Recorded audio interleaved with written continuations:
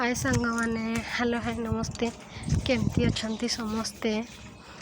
आज मोर गोटे इच्छा है जे ब्लॉग करने से गोटे ब्लॉग कर देखा चाहूँ कि जे आंब आंब मुख्यतः आषाढ़ मास जाके रहे। देख आम श्रावण जाए भी आंब गचर अच्छी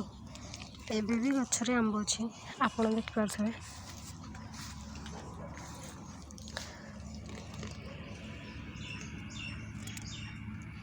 किंतु भय लगुच ये पचिजन तो मैंने जब भी देख यार ये एमती टाण के पाचुनी या घरे नहीं कि पचेबा पड़ो। देखु आम बाड़ी रे केते आंब 4टा आंब गछ लगे ये गोटे ये छोटे ये तार टिके बड़ ये भी बड़े यही गचर आंब बड़ा सब खाई सारे बहुत बड़ बड़ ये गचर आंब आ गचर आंब भी देखिपे।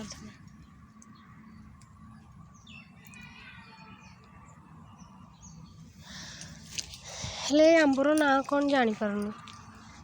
आ हाँ सब गोटे बड़ डाउट या तो यही गछटा को मु ऑनलाइन रू नड़िया भाविकी मगई बाकी ये नड़िया ना किसी लोग कहते ये ताल गछ बोली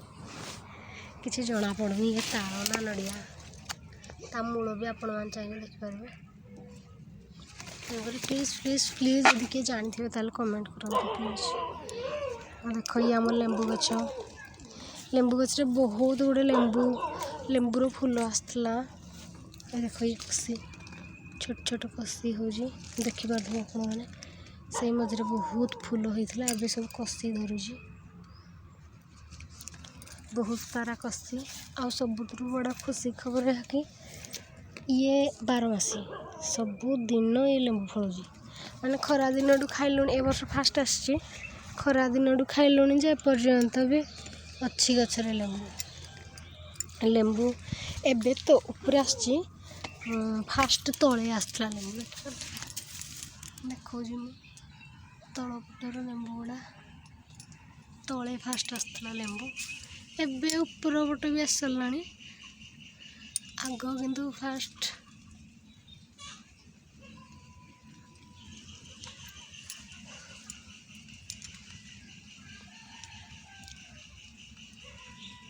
देखिपे लेंबू गुड़ा के सुंदरिया सुंदरिया है माने निहाती इमरजेंसी टाइम जहाँ भी लेंबुड़ी निहाती दरकार। ये कदली गछ ये देख पणस गछ सी सजना आ ये आंब बड़ आंब गछ आ ये है करड गछ आप देखिपे भी से गोटे करड बाहर यहाँ आम बाड़ी सब प्रकार जिन अच्छे बस खाली नहीं कि व्यवहार करवा कथा।